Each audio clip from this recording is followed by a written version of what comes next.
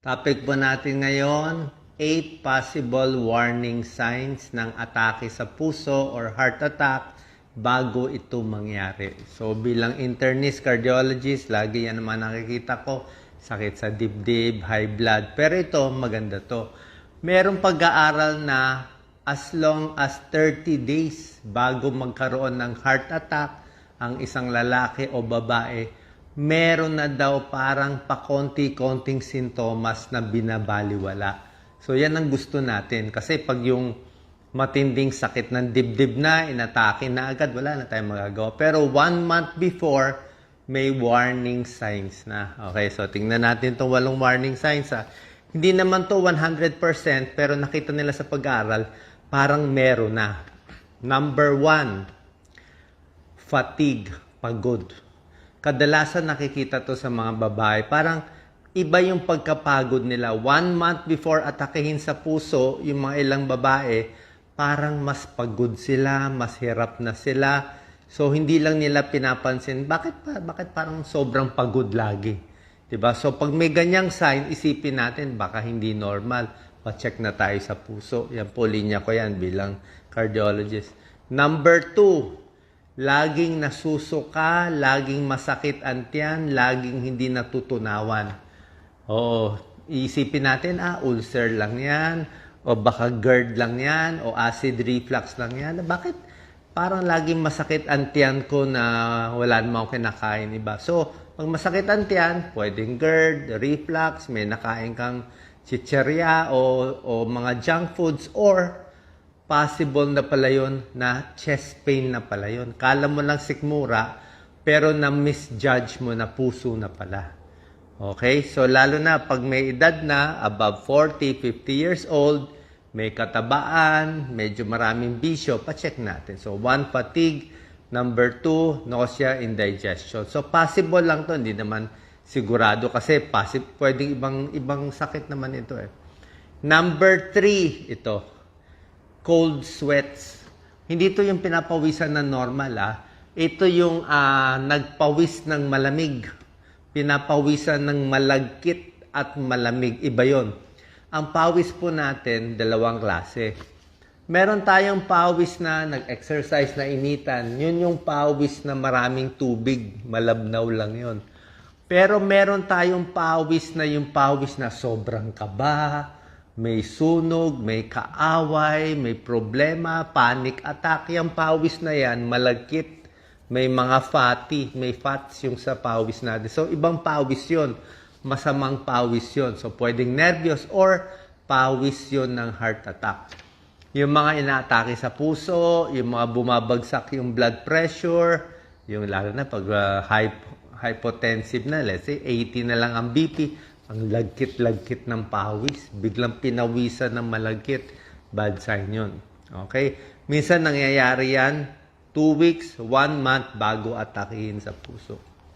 Number 4, madalas kumakabog ang dibdib for no reason. Siyempre, bago naman totally magbara yung ugat sa puso, bago umabot sa heart attack, minsan pa konti-konti na muna yung bara niya. So, pag nagbabara yung ugat sa puso, nagkukulang na blood supply, nagiging irritable yung puso. Kaya minsan normal tibok, tapos parang hinihingal, biglang bibilis ang tibok, tapos okay na naman, tapos babalik na naman. So, until magbara na sa puso. So, warning sign na pala yun. Okay?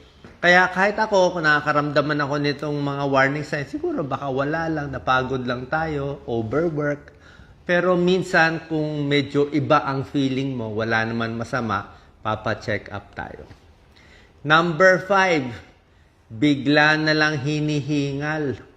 Okay, dati hindi ka naman hinihingal. Ngayon, ang bilis mo na hapuin, di ba? Bakit parang hinihingal ako? Akyat na isang hagdanan, hingal na palagi. Okay, pwedeng kulang ka sa kondisyon, pwedeng tumatanda lang yung hingal, or pwedeng sign na yun na mahina yung puso. Okay? Number 6, ito na, yung medyo parang may nararamdaman na sa dibdib. Minsan kasi sa mga pasyente, sasabihin nila, hindi ako nagpa-check up sa puso kahit may heart attack kasi hindi naman mabigat dibdib ko, hindi naman masakit Dok, hindi siya masakit, parang parang may pressure lang parang may nakaipit. Ang explanation ng pasyente natin lang nakaipit, parang may konting dagan, parang hindi makalunok, hindi makasinok. Minsan ganyan ang example nila. Hindi naman dito, minsan nandito sa may sikmura, minsan papasok, minsan sasakit, mawawala, sasakit, mawawala. So, pag may ganyang pressure, okay, pwedeng ibang dahilan or pwedeng heart problem. So, uncomfortable pressure. Number 3, minsan, ang heart attack, hindi sa dibdib ang nararamdaman. Minsan, sikmura. Minsan, leeg. Sa leeg masakit, yung pala sa dibdib na. Minsan, dito sa kaliwang kamay. Dito, sa loob, inner. Minsan, dito sa panga. Pero pag sa panga, kailangan lower jaw. Meron nga pasyente, nagpumunta sa dentista, sabi niya, sakit ng panga ko, may sira ipin ko. So, check up yung dentista, wala naman makitang problema, yung pala heart attack na. So, minsan kasi yung heart attack, tridor yan, lalo na sa mga babae, ibang sintomas. Minsan, hinihingal lang, masakit sa jaw, minsan sa kamay. Okay? So, alam ko nga, medyo alanganin itong mga sintomas. Small chance lang naman na heart attack to. Pero kahit maliit ang chance, walang masama. Magpa-check ng ECG, magpa-blood pressure, magpa-blood sugar. Kung magpa-check sa isang cardiologist, baka gawan kayo ng 2D echo or stress test. Tapos, syempre, depende sa bisyo. Kung medyo middle age na, 40, 50 years old, naninigarilyo, laging puyat, sobrang alat, sobrang stress sa buhay, iyak ng iyak, naghiwalay sa partner, lahat yan. Todo stress. Sabihin, may risk factor ka, pa-check up tayo. Okay? Kasi itong mga nabanggit kong sintomas, pagod, pawis na malagkit, hingal, palpitasyon, nakita nila 1 month before a heart attack, meron na palang reklamo yung pasyente. Pero hindi nagpatingin. Kadalasan hindi magpapatingin dito. So yun lang ang habol natin. Dito sa second part natin, very important to. Pag masakit na ang dibdib mo, masakit na ang dibdib, di ba? Talagang feeling mo, puso na. Ano ang mga possibilities? Okay? So, maraming possibilities ang chest pain. Huwag agad matakot, hindi agad atake sa puso yan, hindi agad nakamamatay. May 15 possibilities. Kaya kami mga cardiologists, pag may nagsabi yung sakit ang dibdib, tingnan muna natin, baka hindi naman sa puso. Okay? Number 1 cause ng chest pain, doon tayo sa serious. Pwedeng angina talaga.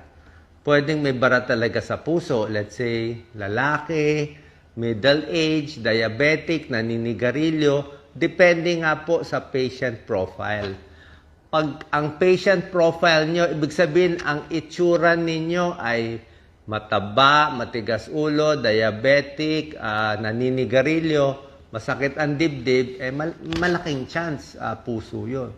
Pero kung kayo ay 30 years old, o wala namang bisyo, hindi naman overweight, di ba?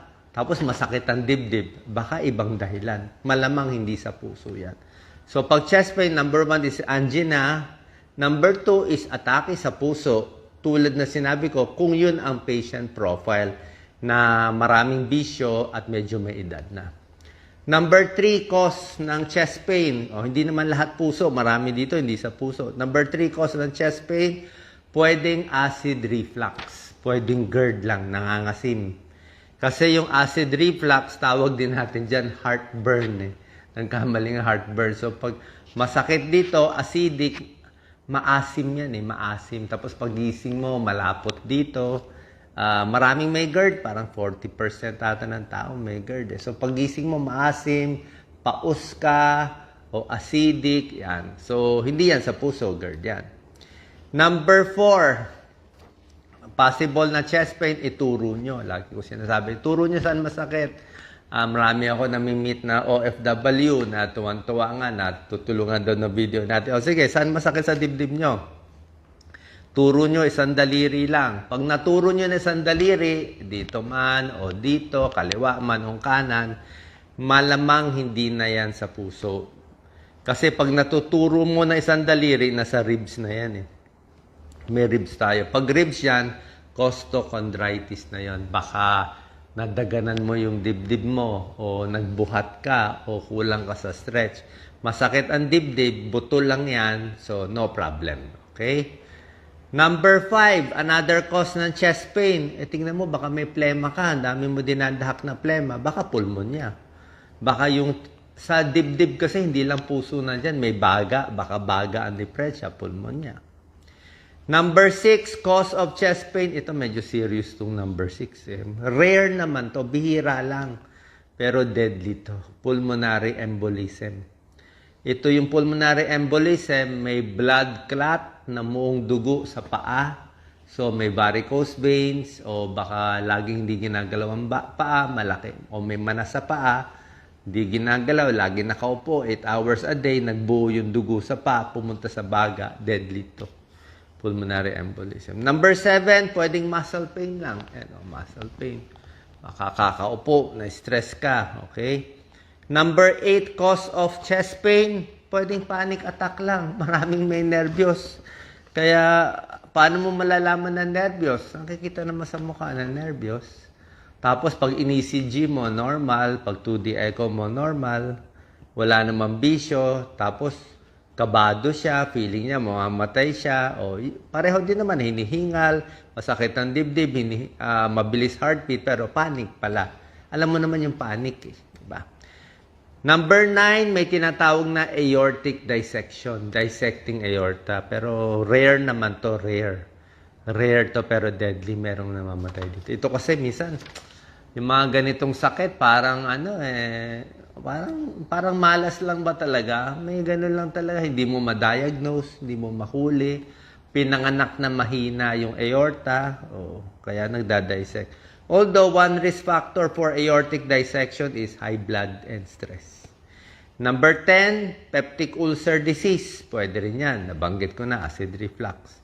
Number 11, masakit ang dibdib, masakit bandang tiyan, pwedeng gallbladder, bato sa abdo. Okay? Bato sa abdo, papa-ultrasound kayo. Okay, nasaan parte man kayo ng mundo, pa-ultrasound kayo, whole abdomen. Maganda po yan, magandang test, hindi delikado. Pag na-ultrasound ng buong tiyan, makikita yung kidney ba may problema, matres ba may problema, gallbladder ba may bato, liver mo ba may bukol, liver ba may fatty liver, prostate ba may problem, lahat makikita sa ultrasound ng tiyan. So, number 11, gallbladder. Pag nakita may bato, gallbladder stone yan. Okay? Cholecystitis. Number 12, ito nangyari to sa amin nung resident ako. Number 12, cause of chest pain, shingles. Shingles is rashes yan, kulebra. Sa Tagalog, kulebra. So, yung kulebra, napakasakit niyan. Usually, sa edad 50 patas. Minsan, may kulebra dito sa mata, pwede makabulag. May kulebra dito, meron sa paa, at meron din minsan sa dibdib. Isang linya siya ng maraming pimples, maraming rashes, sobrang sakit yun. Tinatamaan yung nerve ng tao. Actually, may nangyari sa amin yan dati. May isang resident nagsabi sa amin, heart attack yung pasyente. Chest pain. Binigyan ng gamot sa heart attack. Nung nakita ko, syempre, lalaki, pinahubad ko yung dibdib. Baro, pagtanggal ng t-shirt niya, may isang linya, kulebra pala. So, naayos natin yung gamutan, hindi heart attack. So, tingnan nyo, ang daming possibility ng chest pain. Tingnan nyo yung dibdib, baka merong pasa. Number 13, out of 15 to lahat cause of chest pain, pwedeng lung problem. Diba? Baka may sugat, o baka may pulmonary problem, pwede rin. Number 14, pwedeng rib fracture. Ito rib fracture, siguro na-injure ka o nasuntok ka. O na-fracture yung ribs, chest pain din yan. And number 15, last, pwede yung chest pain mo, baka ibang parte ang masakit. Baka likod pala masakit, naramdaman lang dito. Baka leeg mo masakit, dito mo lang naramdaman. O baka kamay mo masakit, nare-refer lang yung pain. Okay? So tulad na sinabi ko, ang tunay na sakit sa puso, usually, ang sakit niya mga 5 minutes up to 15 minutes yung bigat ng dibdib. Pinakamatagal, 30 minutes. 5 minutes to 30 minutes. Pag ang sakit sa dibdib nyo ay less than 1 minute, hindi na yan sakit sa puso. Pag sakit ng dibdib nyo, maghapon, 2 oras, hindi na yan sakit sa puso. Usually, 5 to 15 minutes up to 30 minutes. Tapos, pag napapagod, bibigat ang dibdib. Pag nagpahinga, nawawala. Typical yan sa tunay na sakit sa puso. Saan pa nakakuha kayo ng idea? Kung duda kayo, may heart problem kayo, base sa patient risk profile, pa-check tayo sa cardiologist. Pero kung hindi naman, don't worry, malamang ito lang mga ibang muscle pain lang. Okay? Sana po nakatulong tong video kasi alam ko marami sa inyo ay ang sumasakit sa dibdib. Salamat po.